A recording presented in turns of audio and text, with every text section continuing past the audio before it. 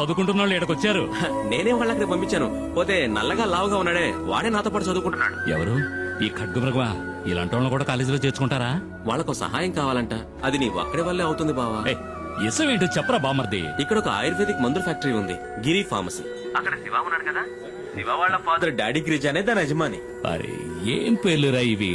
Daddy Girija. బావా వీళ్ళు ఇక్కడ ఒక శాస్త్రజ్ఞుడి సహాయంతో క్యాన్సర్ ని నయం చేసే మందుని కనిపెట్టారు. బావా వీళ్ళకి ఈ మందు కోసమే మిగతా వనమూలికలతో పాటు కొంచెం గంజాయి కూడా కావాలండి.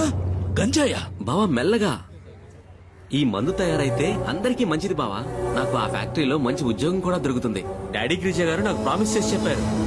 ఓడికి మంచి జరుగుతుందంటే ఈ బలరాముడు దేనికైనా తెగిస్తాడు.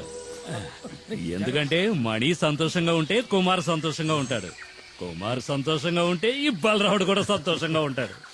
ఈ అడవిలో సకల రోగాలకి